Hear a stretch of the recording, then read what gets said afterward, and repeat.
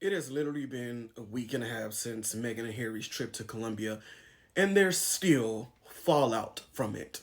And of course, a little bit of racism. And they invited one single digital journalist from Harper's Bazaar that didn't have a news background to cover their trip. But what they did was they asked that person to put out reports each day to any media that was interested. But of course, Everyone's interested.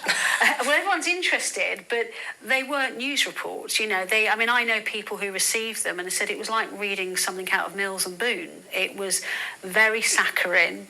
There were no news values in it. A lot of things were actually missed. For some, because they were deemed not worthy by whom, whether it was the journalist or the Sussexes, we don't know. But it wasn't a proper news gathering exercise. Now, for those of you who don't know who she's referring to, she's talking about Bianca Betancourt. Bianca is the Harper Bazaar digital culture editor, and she also was the only journalist on Harry and Meghan's trip to Colombia as far as covering all the events. Now, Bianca has a career that it expands past 10 years. She's had a lot of experience. She's worked with Teen Vogue, she's worked with Vice Media, she's worked with Washington Post, she's with Harper Bazaar, she's worked with Chicago. She has had a career that is quite diverse compared to Rebecca Unenglish or whatever her damn name is. I don't care.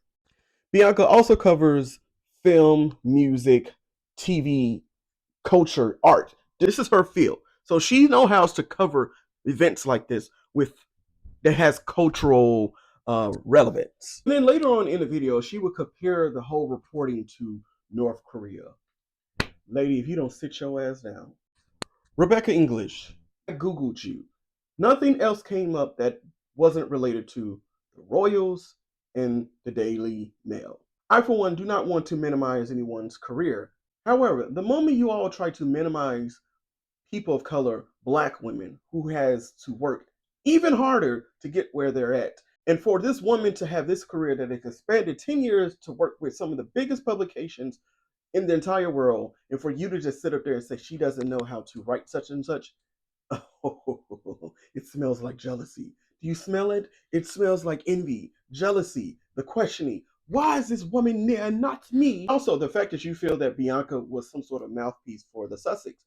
That is so rich coming from a woman who sits on this show weekly. And it's like the show is like the Harry and Meghan hate club / the royal fan club. And it's a bunch of people who just sits around and just gloat about the things that the royal family is supposedly is doing, but we never see what they're doing.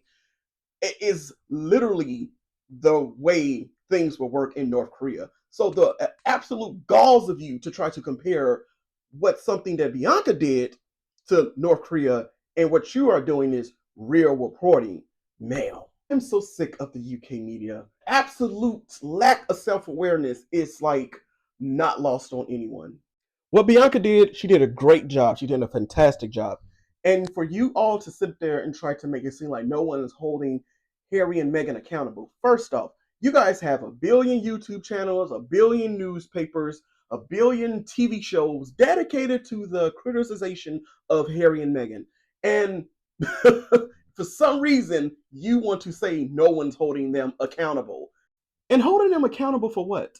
And the fact is, Bianca did what she was supposed to do. She highlighted that country in a way that has never been highlighted before. Because before this, you all was claiming that it was a drug-filled, crime-ridden country. And Bianca and Harry and Meghan went out there and said, let's do something different. Let's show that there's culture here. Let's show the Afro-Colombian people who never get highlighted in anything that's not past cartels. Next time, put some respect on the black journalist's names. And also, she's not just a journalist, she's also the editor, okay? That's like a notch above. That's like super journalist, okay? So put some respect on her name and her title. Thank you very much.